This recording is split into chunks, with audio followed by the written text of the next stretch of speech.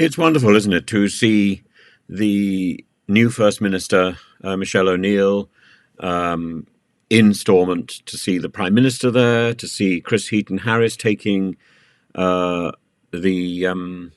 taking the thanks, really, of Northern Ireland for what he has managed to achieve in getting the DUP out of their sulk and back into Stormont, where they belong, where they were elected to represent the people. And I think also now, it's now on the cards. This is another Brexit bonus. That almost certainly we are looking at the final stages of Northern Ireland as part of the United Kingdom. We're looking at a process now, maybe over 10 years, before a new border poll is conducted, which would see the reunification of Ireland. And frankly, this is the legacy of the DUP. Ironic that, isn't it? The legacy of the DUP, the Unionist Party, which has conducted such a ridiculous and such an ill-staged sulk, that the ultimate effect will be to reduce support for its cause and to shore up the Sinn Féin vote. And a shrug that, the sort of deals which are necessary in order to keep Britain out of the European Union are simply not worth it in Ireland. And a united Ireland might be a much better opportunity. Whether or not there's a way in which a united Ireland can also retain a link with the UK, or whether or not the whole of United Ireland will automatically become part of Europe and therefore estranged from the UK. Similarly with Scotland, which will leave England looking very stupid. And this is partly down to Lord Frost, it's partly down to Theresa May, it's partly down to Boris Johnson. Get Brexit done!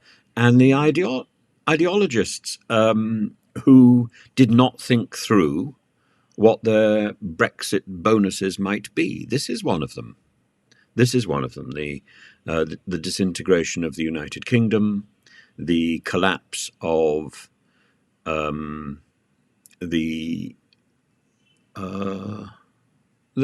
collapse of the UK.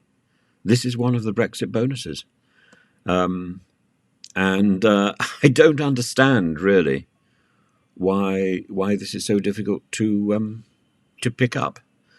And as I said earlier, the farmers' row across Europe simply flags up the failure of farming in the UK itself, across the UK, and the failure of Brexit to help farmers. Farmers were helped by Europe, and but particularly with the European farmers resisting some of the trade agreements with America, which is no longer possible for Britain to resist, and getting handouts. At the very most, farmers might eventually, after 10 years or so, get back to being as well off as they were before Brexit. But Brexit isn't going to make them richer. Brexit isn't going to make them safer, more secure. Brexit, if people work very hard, might just leave them in the same position, but not for a long time. And what is the point of Brexit if we all have to work so hard simply to stand still again? What has it achieved? Nothing. And as I say, even the other day I said, oh yes, now we know bankers have had a Brexit bonus. Brexit benefited bankers, but actually the majority of bankers that I know are paid poorly and are struggling and are worried about whether or not they can continue. It's only the big bankers and the hedge fund people, the people who are profiting on other people's misery, that have had any success out of Brexit. But